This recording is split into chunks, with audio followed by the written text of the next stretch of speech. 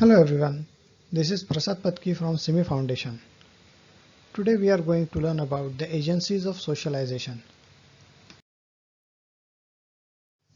After completion of this session, you will be able to understand the role of different social agencies like family, peer group, school, and mass media in the process of socialization. The family is the smallest unit of society and represents it in all respects. It is the locus of early socialization or the internalization of basic values of culture because the child is most plastic and exposed for longest in dependent relationship with parents.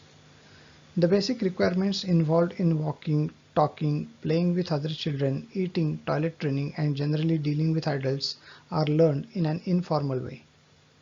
The family is also the source of internalization of the basic cultural vocabulary of the child. The learning of roles in the family takes place with affective orientation of the parents towards the child. Parents and siblings as role models invoke less anxiety because the family situation offers security to the child. In primitive society, family used to be the chief seat not only of socialization but also of education. Learning of roles was hereditary, and the household being also the place of work. All arts, skills, and crafts were learnt under the guidance of the elder kinsmen. The stability of occupational roles, lack of social mobility, and kinbound relations of work and trade made the education system of peasant society homogeneous and static, and the process of socialization simple and smooth. With the growth of an industrial society, the established order of peasant society is broken. The family structure also changed and its size became smaller with a predominance of nuclear and neolocal types. The chief mechanism of socialization such as learning, adjustments, etc.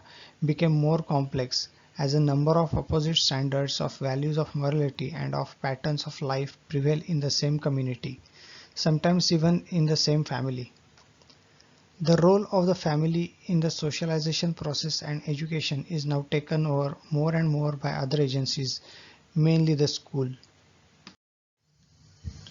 Children like to play and move about in group of their age peers. This group life is very important for them and has considerable influence on the development of their self-concepts. Being in a group gives them confidence and a sense of security. Being accepted by a group builds up their self-confidence. In playing together, children learn to cooperate. They learn to adjust their needs and desires to the behaviors of the peers. In a very real sense, the child begins to develop a sense of self as distinct from the family. As a child develops a social self, he also learns to participate in the cultural norms and practices of childhood. He learns many things from slightly older members of the child peer group. For example, the specific rules of many childhood street games are learned not from adults who still might remember them, but from older children. The same can be said for many rhymes, myths, tales, etc. Thus, peer influences begin before school intrudes and continues with varying degrees of importance for the rest of life. The norms, values, and expectations of the peer groups of late childhood and adolescence tend to compete or even conflict with those of the family. Behaviors that are deemed proper within the family are at times incompatible with those expected by the peer group of adolescents, like experimenting with drugs, etc. In modern society, the school system has emerged as one of the most potent agencies of socialization. Schools offer two contexts for the students. The first is the formal context of the classroom, wherein the context of socialization is decided by the prescribed curriculum.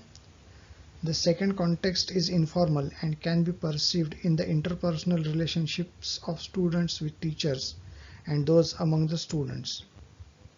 Socialization and elementary formal education in India have been consistent processes in regard to the basic value, because at the family and school level, the dominant orientation in socialization remains authoritarian. But at the level of college and the university, students suddenly experience a new freedom and responsibility. They find it difficult to cope with it since the dependency feeling due to the early authoritarian socialization in the family and school still remains stronger. The result is recurrent mass behavior and lack of self-consciousness in Indian students. In modern society, the means of mass communication such as television, radio, cinema, newspaper, books, and audio-video has become an integral part of life. They play a very important role in the socialization process of their viewers, readers, and listeners.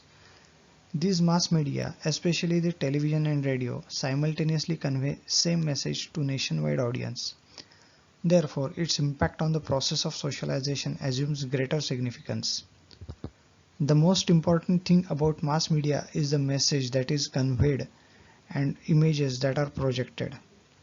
For example, in the context of gender and socialization, one can examine the image of female portrayed by mass media, or in the context of rural population, one can examine the relevance of the programs for the villagers, which is made for the consumption of urban middle class.